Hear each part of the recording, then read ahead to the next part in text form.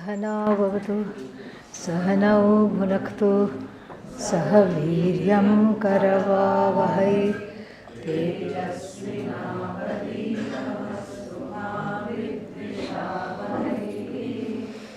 ॐ शान्ति शान्ति शान्तिः।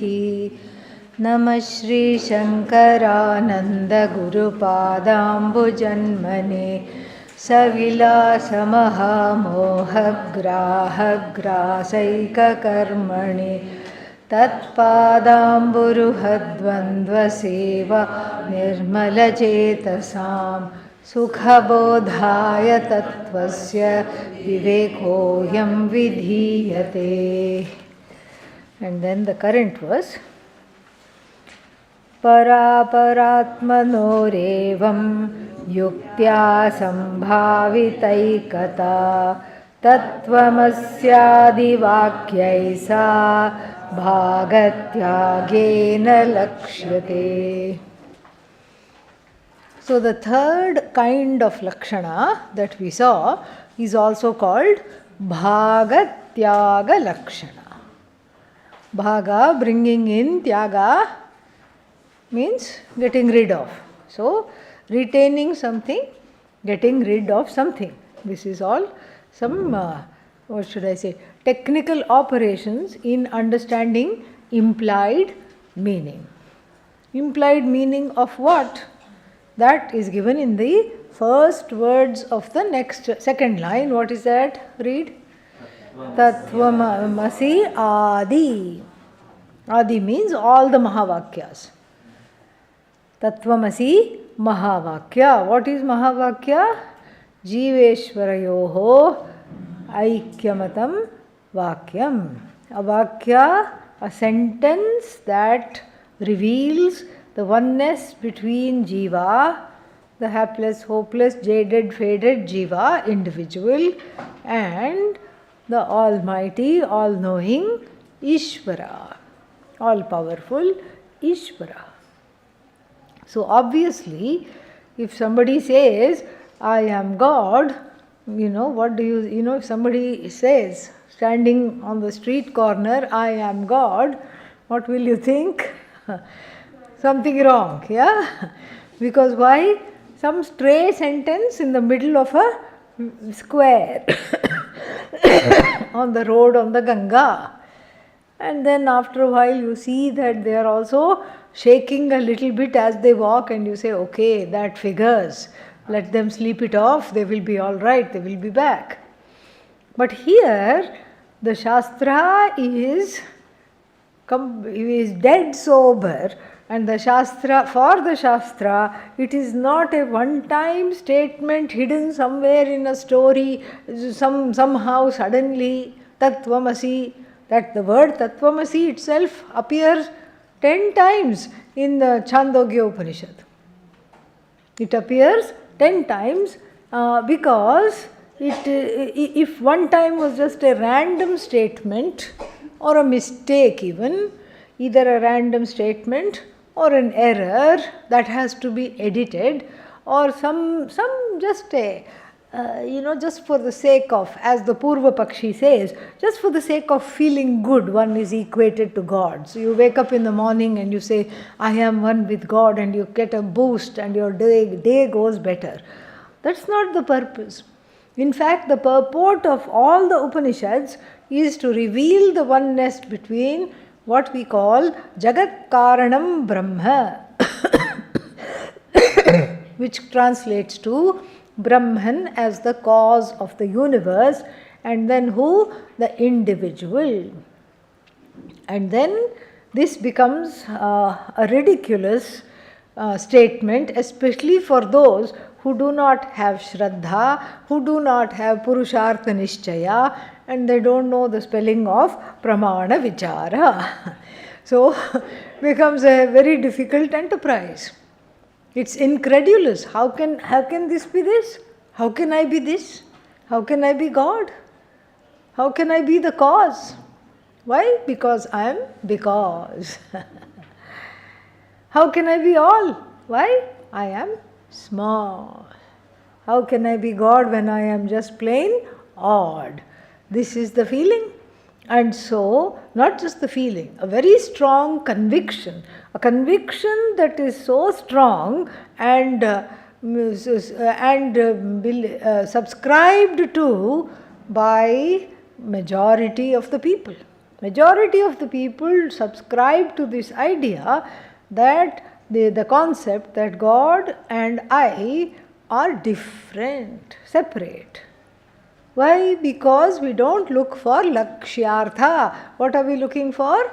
Vachyartha, direct meaning.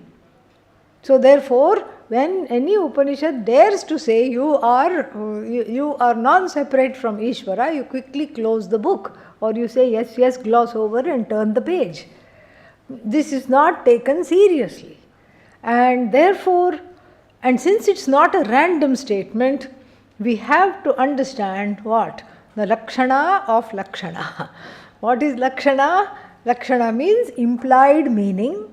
And here, in the Taittiriya Upanishad, we have some examples of common meanings and etc. that are, and in the Shastra also, some common ways in which we use these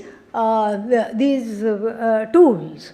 Like for example, the Adi Shankara in his commentary to the Taittiriya Upanishad gives the example of a field like a pond full of what? Lilies. And then Utpalam means lily. So Utpalam Anaya. Anaya means what? Elephant. No. Okay. Yeah. Utpalam Anaya.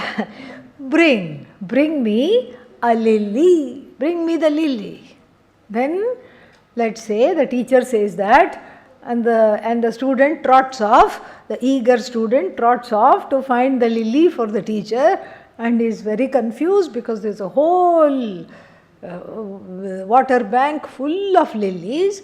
And then, which lily do you want? Hey Guru, the student asks, and the teacher says, bring me Mahat Utpalam. Mahat means big. Then the student goes off again and sees that there are many big lilies. Which kind of a big lily you want? Bring me the blue big lily. Neelam Mahat Utpalam Anaya. Bring me the big blue lily. And then there are many big blue lilies. How to tell? Now there is another quandary. Mahat Utpalam, Neelam Utpalam, and then Sugandhi Utpalam. Sugandhi means what? Fragrant. Now that clinches it. There is only one lily that is fragrant, which is blue, which is also big, and then that is the one to be brought. Now grammatically, Adi Shankara argues that these are all what? Adjectival to lily. How does an adjective work? First of all, why do we need an adjective? We need an adjective to distinguish things from its own class. Swajatiyebhyah vyavartakam visheshanam. Vyavartakam, differentiating. Like tall tree, and then big lily. Fast river, huge mountain, like this. These are all adjectival in nature. Then, when we think of the adjective, why do we need adjective? To separate things from its own class. There are many trees, but please look at the tall tree. There are many lilies, but please look at the big lily. Like this, we need adjectives to separate things from its own class. So therefore, the big, blue, and then fragrant. Now, in Sanskrit, the words that describe or are adjectival to the word that needs to be described, they are all having to be in apposition, not opposition, not apposition. What is the word for apposition in Sanskritam? Samanadhikaranyam. So Samanadhikaranyam means they are all belonging to the same case, gender and number as the substantive. They have to. You cannot say, you cannot say Utpalam singular and then you cannot say, beautiful in plural. You cannot say that. It has to all be in singular. It all has to all be in neuter. And it has to all be in whichever case the substantive is in, because it's qualifying the substantive, it's qualifying the object here, the subject, and then or the object, doesn't matter, but it has to be it has to agree in the gender, case and number. So Mahat, Neelam, Sugandhi, Utpalam. This is all in apposition. Now, when we come to Brahman, how many Brahmans there are? At least we are in agreement for a change. Wonderful. Only one Brahman. In fact, only Brahman. There is no 100 Brahmans. There is not even 3 Brahmans. But then, this Brahman has 3 adjectives in the Taittiriya Upanishad. Om Brahmavida apnoti param. We can skip that, okay? So, you can skip that also, just listen for a bit, then you can chant again, don't worry. So, Brahmavid apnoti param. The knower of the Brahman gains the ultimate. Immediately there is a desire. What is this Brahman? What is this Brahman? Then Brahman is defined as Satyam Jnanam Anantam Brahma. 3 words. Satyam, Jnanam, Anantam. All of them are qualifying what? Brahman. Bring me the big lily, bring me the fragrant lily, bring me the blue lily, bring me Satyam Brahma. Don't bring me Asat Brahma.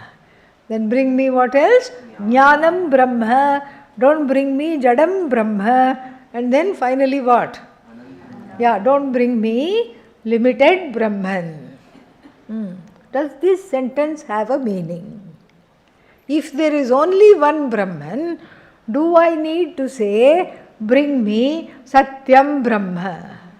When do I need to say, bring me Satyam Brahma? When there are many Brahmans and there is only one Satyam Brahma, I have to look through all the false Brahmans, false impersonator Brahmans, and then say, aha, you are Satyam Brahma.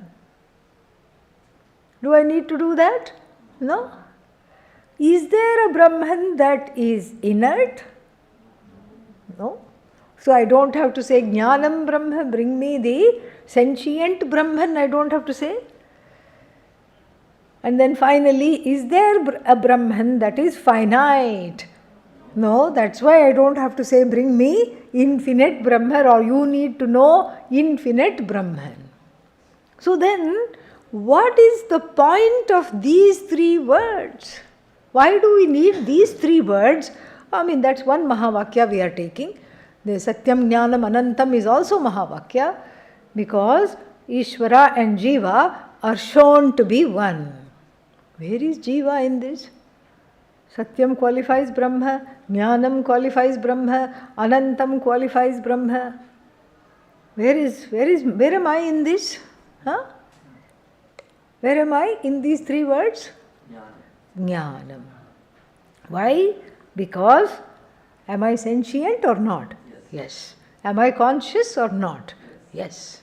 I am a conscious being. So therefore, in that word Jnanam is hidden the Aikya, the oneness between Jiva and Ishvara. But then these 3 words, why do I need? How am I going to be helped by these 3 words? Then Adi Shankara talks of a different kind of definition. Not adjective, but lakshana. Here lakshana means definition. Not just implied meaning, but here it means, technical meaning here means definition.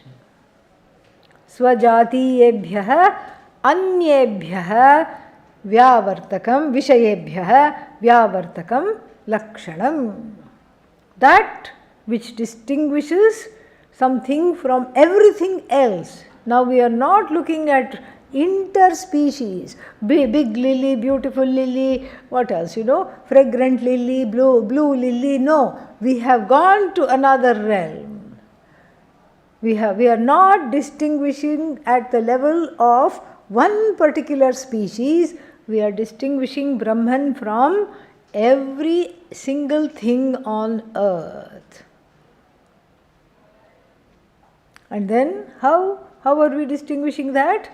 By talking about by making these so-called, grammatically they are attributes. Grammatically we have to call them Visheshana. But then Vedantically speaking, we call them what? Lakshana. There is Visheshana, Visheshya, Bhava, Sambandha, because they are all in apposition. But they become what? A definition, because Satyam, Jnanam, Anantam, Brahma does not fit any other thing in the universe. Like even the description of Rama. Which Rama? There are many Ramas. First we have to make sure that we are talking of the correct Rama. There is Balarama, there is Parashurama, there is all kinds of Ramas. Foodie Rama, Shapat Rama is there, all kinds of Ramas are there. And so we have to distinguish.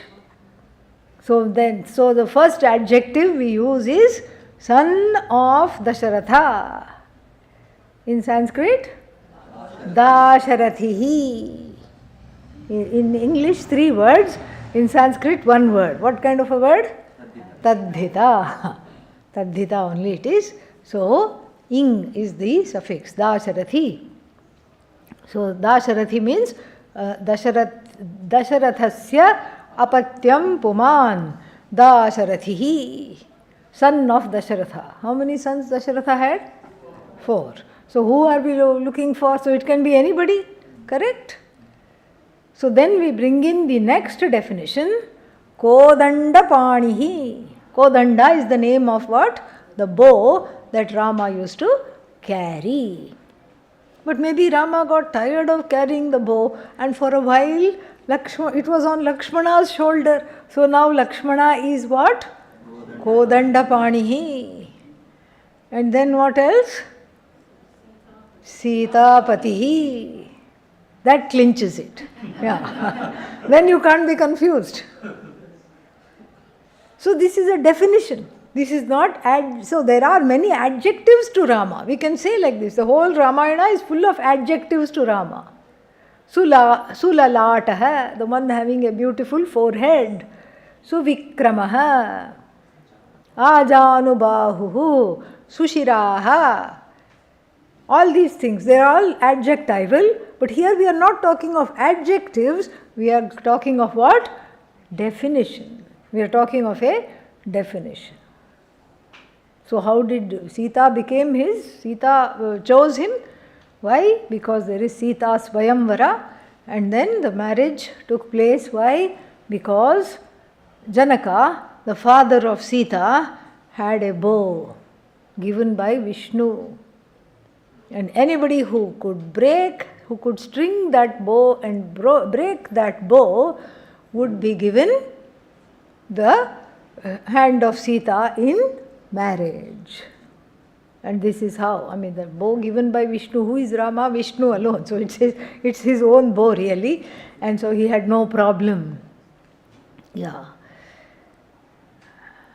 There is a story which I am tempted to tell. It will distract us from this. Doesn't matter, go for it, there says.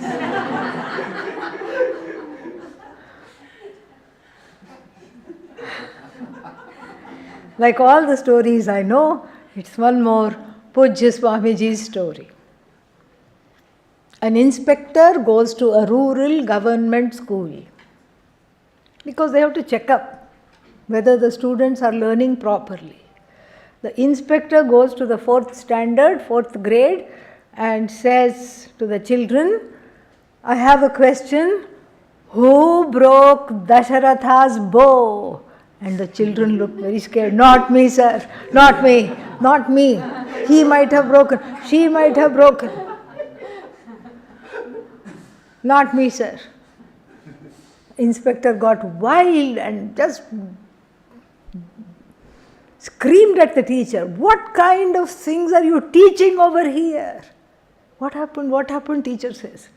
I went in and asked who broke Dasharatha's bow, and all of the children are saying, not me, not me, not me. What's going on here in your classes? The teacher says, sir, our children may be poor, but they are very, very honest.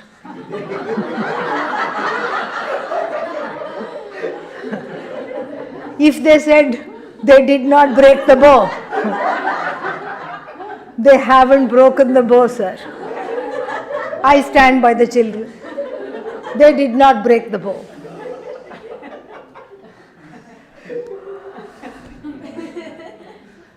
By now the inspector has a headache. Why? Because he is so angry, he is holding in all the anger. Where is the principal's office? I have to take it straight to the top. Where is the principal's office? Right there. Somebody is sitting in the office, but he just barges into the office. So much anger, the principal, makes him sit down, sends the other person away, gives him a glass of water. How can I help you? You seem to be very disturbed. What happened? He is so angry he can barely talk. You see finally somebody who can understand. You see my frustration. I asked the children, who broke the bow? And they say they did not break the bow. And then I asked the teacher, this is what the children are saying. What are you teaching? And the teacher says, I am with the children. They did not break the bow. What is going on here? Simple question I am asking. Who broke Dasharatha's bow? And the principal, an epitome of calm, says, never mind who broke the bow, sir. We will compensate for Doesn't matter who broke it. We will pay you back. So, this is modern India for you. Okay? Alright, come back. So, come back here to what? Kodandapanihi. Kodandapanihi means what? The one holding the bow, Sitapatihi, finished. Then it is all of them are not distinguishing Rama from other Ramas at this point.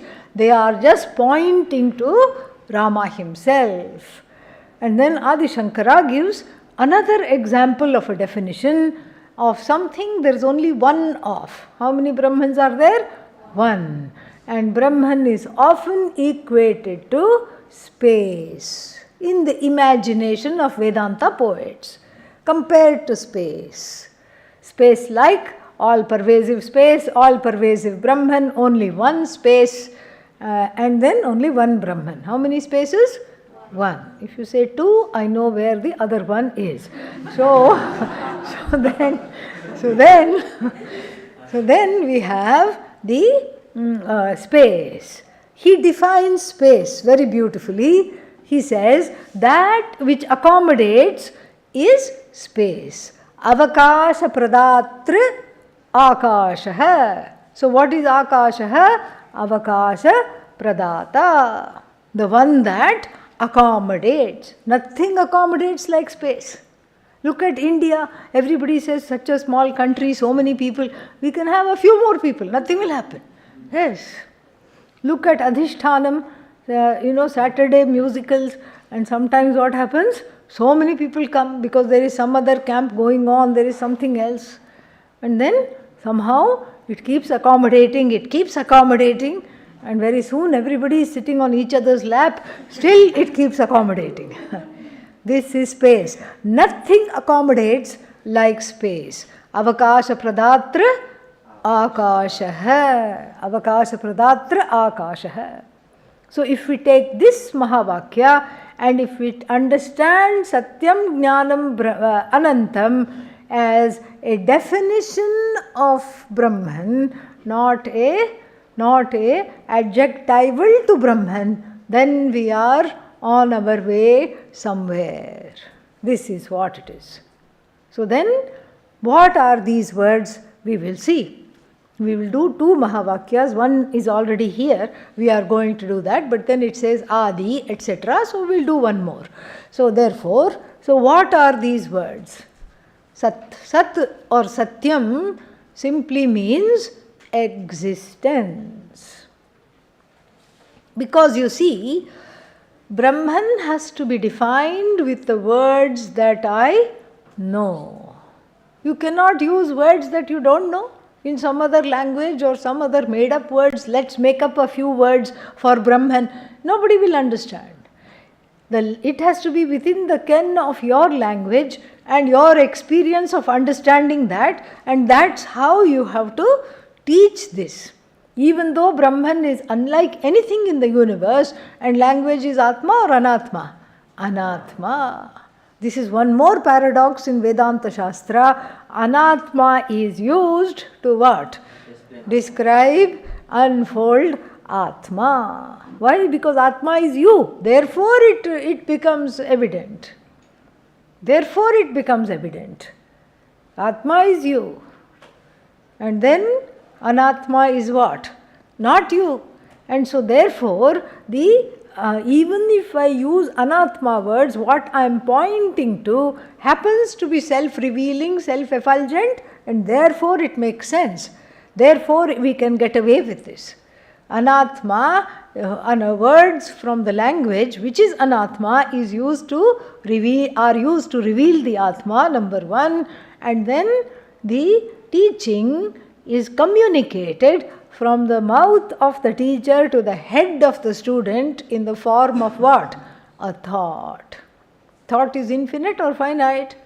Finite. The finite thought points, this is what is Lakshana, implied meaning, points to you, and the finite thought goes away, leaving in its wake the infinite you. Understood. Before the infinite you was there or not? Was there. Understood or not? Not understood. The understanding is in the form of the removal of the ignorance surrounding the I, and that particular vritti called Brahmakara vritti, Akhandakara vritti, the vritti that has taken the shape of Brahman, form of Brahman, in the sense of, how is it experienced? It's experienced where you are paying so much close attention to the Shravanam process that you don't even know what is happening, and then, but something is happening, there is some kind of a transformation within, and you say, aha, I got it. That aha is a result of Brahmakara vritti, Akhandakara vritti, an unbroken vritti which carries with it the knowledge, the revelation of the Shastra through the words of the Guru in the form of the Pramana, touches the heart, opens the doors of the heart to see the Ishvara within, to see that I am this Ishvara within, and then dies away. That's how it is. And so the whole Vedanta Shastra is full of paradoxes. Here is an example of a few more. And so here, what do we have? Satyam. Satyam means existence. Sat means exists. So what do we know from this? Brahma asti. We are talking of Brahman. What is Brahman? An existent object. An existent object. We are not talking of a non-existent Brahman because there is nothing to teach. The class will be over because what is there? Nothing to teach. We are talking of an existent object, and then this is called Sat or Satyam. Then, how many objects are there that are existent? So many in the whole universe. So many existent objects, one after the other, are there. Can't count them. Billions, trillions of existent objects are there. Is Brahman one of them? No. Therefore, we go to Jnanam Brahma, second one. Jnanam means sentient. So that excludes, here by this we have excluded rocks and then all other insentient objects we have excluded in this definition. Why? Brahman is sentient, conscious. How many conscious objects are there, sentient objects are there? The whole varga of jivas, all the jivas. Jiva doesn't mean only human beings. Everything is a jiva. Any living being is a jiva, starting with small bacteria. In fact, those jivas are more powerful than you. Why? Because they make one miss the classes. That's why. So the jivas, all the jivas are sentient or insentient? Sentient. That's why they are called jivas. Jivati, jivanti.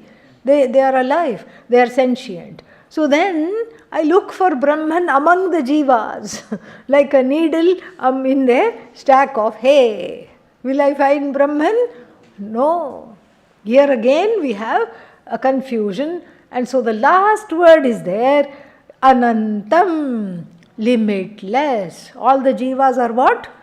Limited. All the jivas are born, jivas die, and then what is not born, does not die, is Brahman. This is what? Anantam.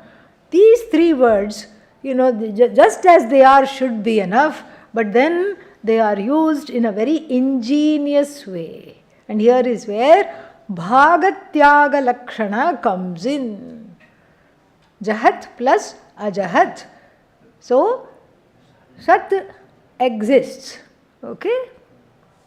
Our idea of existence is always finite. Exist means what? This thing depends on whatever that word exists qualifies. Banana exists. How long does it exist? 3 days. Yeah. After that it becomes nana. I told you. So banana's life is for 3 days. And then if you talk of a dog or a cat, maybe 15 years. Give that is being generous. 15 years, maybe shorter also. So 10-15 years. Dog or cat, cow, another maybe 20 years. Parrot, 80 years. So we talk of existence as a qualification to the object. Human being, 100 years. So the existence becomes a adjectival to the object that we are talking about in our understanding of existence. But here, when we use the word Satyam, Jnanam, Anantam, Satyam as existent, Brahman as existent, Brahman has what kind of existence? Unqualified existence. Unconditioned existence. So how to remove everything that conditions the word existence in terms of time, in terms of space? The conditioning has to be removed, as though conditioning surrounding the word Satyam has to be removed. How do we do that? That's why the teaching is in Sanskrit. Because we have Kartari Prayoga. What does that mean? Active voice. Abba. Karmani Prayoga, passive voice. And then we have a third usage, Bhave. Bhave Prayoga, abstract voice. I mean, that's not a good translation, but in the sense of abstract. And so, what is so interesting about this Bhave Prayoga is that it removes the word in that particular case, it removes the word it releases the word from the time-space connotations.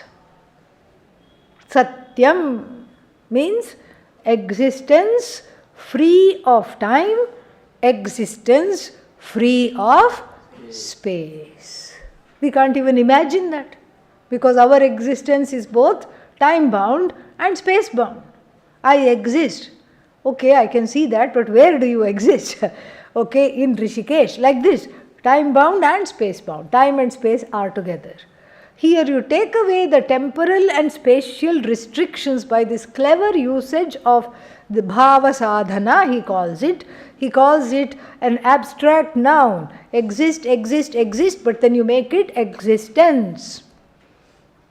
You free the word from the finitude of that word existence that is commonly understood, from the spatial and temporal constrictions of the word exist to exist that is understood commonly. Then what do you have? Existence that is free of time and space. And this is what is describing Brahman. How many Brahmans are there? One. So Brahman is existence. So the whole existence has been taken by what? Brahman. Oh, yo, what am I? Non-existent? What is the book? Non-existent. What is the table? Non-existent. What are all the bodies in this room? Non-existent. We cannot say that they are non-existent. Yet we cannot say that they are existent. Why? The word existent has been appropriated by what? Brahman. And since the Upanishad is giving the definition, we see that it is a revealed Shastra and it is infallible to benefit me. So we don't say the Upanishad made a mistake. Existence. So the existence has been taken away by Brahman. That is what? Then what? What do we have here? I exist, Brahman also exists. Book exists, Brahman also exists. But yet the Shastra tells me, the teaching tells me that there is only one existence. So therefore what? Brahmanaha karanatvam praptam. So for Brahman now there is a status of being a cause. The cause of what? Existence. See how easy Mahavakya is. Cause of existence. This is the cause. The cause of all existence is one and only Brahman. Brahman exists, and what is my existence? Borrowed from Brahman. What is the existence of the plant? Borrowed from Brahman. Existence of bacteria? Borrowed from Brahman. Like in the rural areas, it's very commonplace to borrow electricity from somebody else. Yeah. So they will choose somebody who is well off and their house is electrified, and then they know how to siphon it off, and then their house also is lit up nicely. And for a few months, the family which is here lending the electricity is flummoxed. How come the bill is so big? Why such a big bill is coming? We are not even here. How come it's coming? Then they are just hanging the clothes in the balcony. Oh, wait, let's see. One wire going through. So Brahman is like that. Brahman is the electricity. All of us are what? Yeah, siphoning off the existence from Brahman. So what does that make Brahman? Karanam. It bestows on this Brahman a causality which it did not have before. A causality, because there cannot be, this Brahman we cannot brook many existences. There is only one existence. And so what? I exist because Brahman exists. This body, mind, sense complex exists because Brahman exists. Then the next word, if this much is understood, has it been understood? Yes. Even if you want to say no, what should you say? Yes. Yeah, very good. Moving on.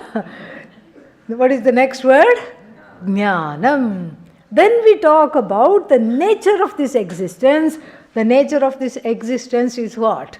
Sentient. Jnanam literally means knowledge. Jna, to know. But the word Jna is Sakarmaka dhatu. Sakarmaka means what? Transitive verb. Transitive verb. You have to go back to grade school to understand all this. You remember.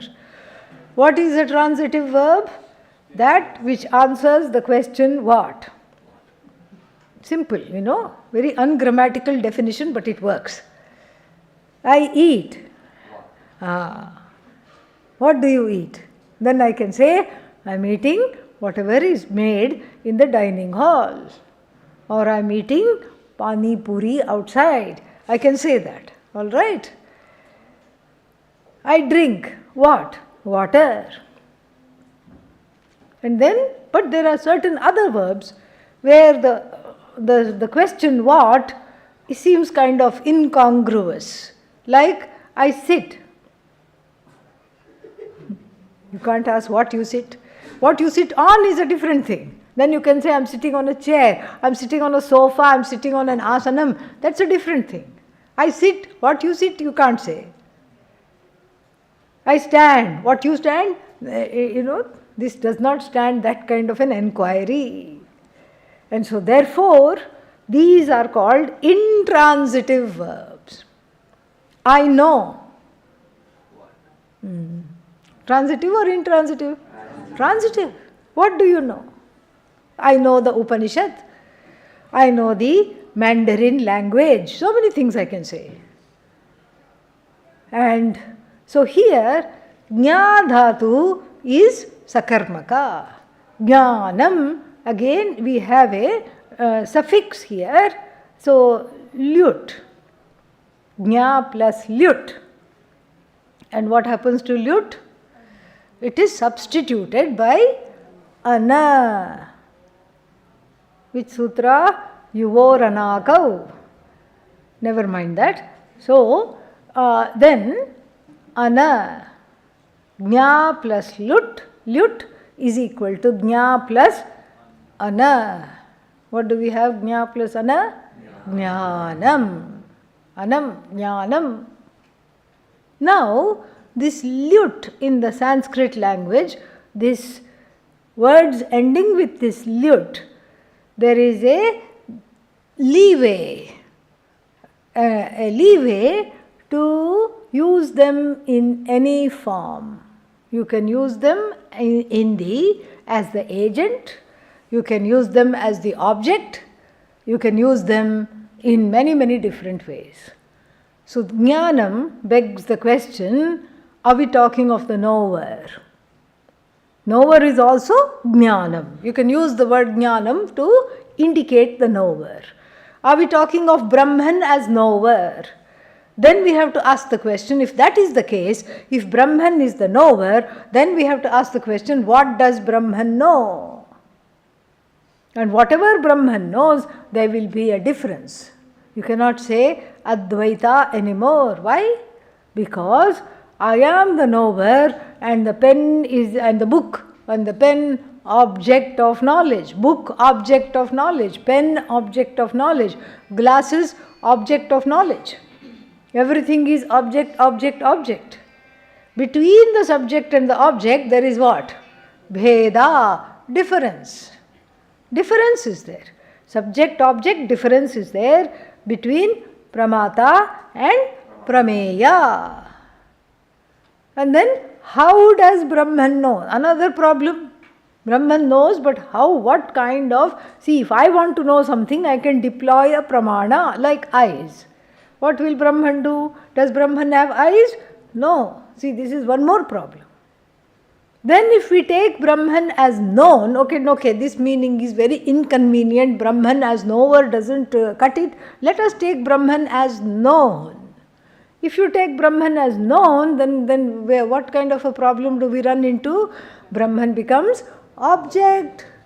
If Brahman becomes object, what is the subject? Who is the knower? We have an absent knower and then Brahman becomes an object. If Brahman becomes an object, then it is just like everything else. It is because, and then if it is because, then it cannot be the cause. And then like this, we run into several problems. So Brahman cannot be either the knower or the known.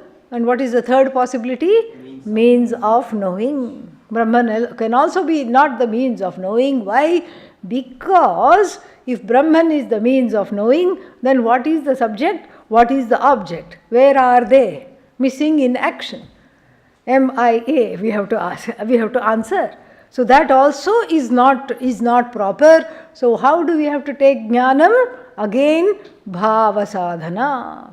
Abstract noun, jnanam, which indicates neither the knower nor the known, nor that which bridges the knower and the known. What does that mean? It supports the knower, it blesses the known, and then it connects the knower to the known without being any of these three things. Jnanam, abstract, all abstract. You see, the knower, in the word jnanam, the knowerness is removed, to know is retained. Knowingness, the object sense is removed, to know is retained. The pramanatvam, the status of this word jnanam being that which links the knower and the known, that is removed, to know, knowledge, abstract word is retained. And therefore, we have sentient, conscious being, because if Brahman is all knowledge, because again, you can't say what does Brahman know? Everything. All knowledge has to rest in a conscious being. And that conscious being, which is the source of all existence, and now we can say the source of all knowledge also is what? Brahman. That's how it is. You take, everything is just knowledge. You take this very nice looking flower, very velvety, and then everything that you know about this flower is the description or the definition of the flower. What is this flower? Orchid, we can say. Orchid. This flower has a name, it's orchid. And then, so orchid knowledge is, flower knowledge is, its petals are this way, petal knowledge is. And then the back of it is very thick to absorb water, it survives on very little water, water knowledge is. And then fragrance of this orchid, fragrance of knowledge is. The whole thing, flower knowledge is. So the distance between flower and flower knowledge, flower existence and flower knowledge is what? Zero. Flower existence is equal to flower knowledge. When I say flower exists, that is what I see. I see the petals, I see the color, I see the name, I see the form. I connect to the flower in all these various ways, and then flower knowledge is. Flower knowledge is. So the existence of the flower is inextricably connected to knowledge. So what does that make Brahman? A knowing being.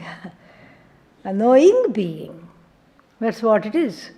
So everything, the whole Jagat is spread in the form of the knowledge of Brahman. Oh, I was okay until I heard the word spread. The word spread reminds me of the word jam. You spread the jam on the bread. And then afterwards, what happens to the jam bottle? Empty.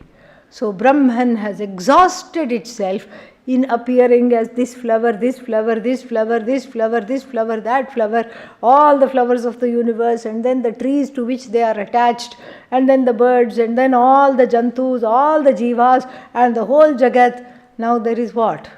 No more Brahman or an emaciated Brahman. Yes? No. That is why we need the last and the final word describing Brahman. What is that? Anantam Brahma.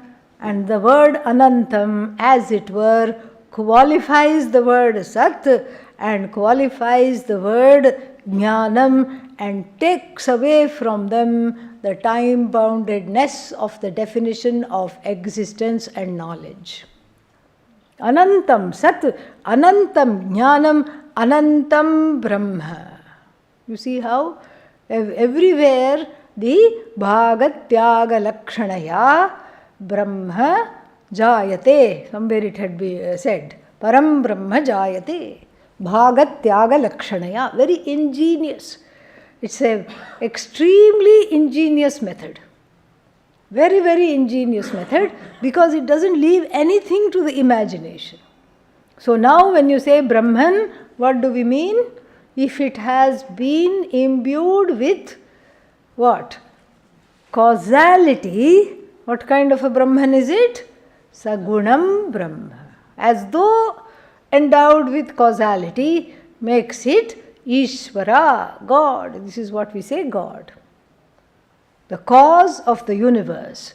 The causality is as though superimposed upon Brahman, which is free of being cause. Essentially free of being cause. Right now, since we are living in a manifest universe, as though gets the stature of causality, because that causality is an as though superimposition upon that which is free of that superimposition. And same thing, when you say Jagat is effect, and the effect is what? Brahman. So Brahman became effect? No. The stature or the status of effect is put on, as it were, on that same Brahman which is free of being both cause and effect. So the causality comes and goes. How do we know? In between cycles of creation. When there is no cycle of creation, there is no cause to speak of. It's like the king. In the Viveka Chudamani talks about this. The king, the sentry trades uniforms with the king. The sentry's uniform, the king has to be at sword point, has to change into the sentry's uniform. So, and then the Rajas, all the regalia of the king, the sentry puts on, puts a big crown also. And then calls all the people, arrest this person, treasonous, wants to be king. And the king, who is now turned into sentry, just because of the dress, is crying, fools, I am your king, can't you see? But nobody looks past the uniform anyway. And then the sentry is taken into the dungeon and imprisoned. Sentry is imprisoned? The king who is wearing the clothes of the sentry is imprisoned, and the sentry is crowned as the king. And at night, both of them take off their uniforms, go to sleep, neither king nor sentry. And what is the sentry? Jiva. Yeah, sad Jiva. Jaded, faded Jiva. What is the king? Ishvara. And that is what is talked about here. Slowly we are taking, one by one all these things. Bhagatyagena lakshyate. Have we done this? Have we covered this or not? Yes. Check. Okay. So, para and apara. We have to look at that now. And then tattvamasyadi vakyaihi. Have we done this or not? In process. Yeah, we have done little bit. We have to still do that. So, yuktya. Yuktya means logically, sambhavita ekata. So, logically we have seen that. Now, para we have to see. Para atma, apara atma. These two we have to see. Para means what? The ultimate. Brahmavid apnoti param, ultimate. Para atma. Para atma means that beyond which there is nothing. Paratma or Paramatma. A word, an epithet that is used for the Lord. Paramatma. Paratma. Same thing. And then what is the Jiva? Apara. Not para. Not para means what? Lowly. And the word apara rhymes with avara, which means lowly. In the Mundakopanishad, there is a Mahavakya. We saw that also referred to recently in the, Kena Bhashya. Vidyate hridaya granthihi छिद्यन्ते सर्व संशयाः क्षीयन्ते च अस्य कर्माणि तस्मिन् दृष्टे परावरे. तस्मिन् ब्रह्मणि, in that Brahman, when I see what? Both para and apara, both para and avara. So, two meanings are there. Para means that which came before. What came before? Brahman, cause. And then apara means that which came later, effect. This body, mind, sense complex, all of them can be called apara. Another meaning is there. Para means exalted, apara or avara means lowly. This is in keeping with our own feelings, about the oneself. Most people, unless they have been exposed to Vedanta, have low self-esteem. Even though they hide it by behaving aggressively, still the self-esteem is low. To hide that low self-esteem, all kinds of sadhana sadhyas come up. Various kinds of sadhana sadhyas come up. I have to have a degree, I have to be rich, I have to be educated, I have to have a good job, I have to become famous. But inside, what is there? Avaratvam is there. I am not, I am not good, I am not okay. So the Mundakopanishad in its Mahavakya says, Tasmin Brahmani, in that Brahman, which is what? Which is free of this para avara distinction. There is nothing. When there is only one, can we call it para? Can we call it apara? No, there is only one. Tasmin Brahmani, in that Brahman which is free of paratvam and avaratvam, when I see both of them as though included in it, but not really included in it, then what happens? Wonderful things happen. The heart knot. What is heart knot? Avidya. Avidya granthi vikirati. Iha, in this life itself. Avidya granthi. The heart knot breaks open. Heart opens. That's really what is moksha. Otherwise we are having what? Barricades. Cudgels, everything, like a very protective demeanor. The heart opens. And then, chidyante sarva samshayaha, all doubts bite the dust. No more doubts. Am I Brahman? How can I be Brahman when I am a jiva? All these doubts go away. How can Shastra be the way I know? All these doubts go away. And then, Kshiyante cha asya karmani, all the karmas also go away in the light of me seeing Brahman as beyond this para apara distinction. Brahman includes para, includes apara, but is beyond para and apara. That is what is called para para. And then, so two meanings we have seen. One is cause and effect, para, cause, apara or avara, effect. Second meaning is what? Exalted and lowly.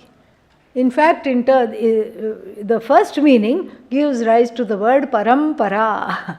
Para plus apara, parampara, lineage. That which came before Guru, and then that which is going to come later. Who is that? Shishya. Guru, Shishya lineage is called parampara. Same thing. So para Atmanoho.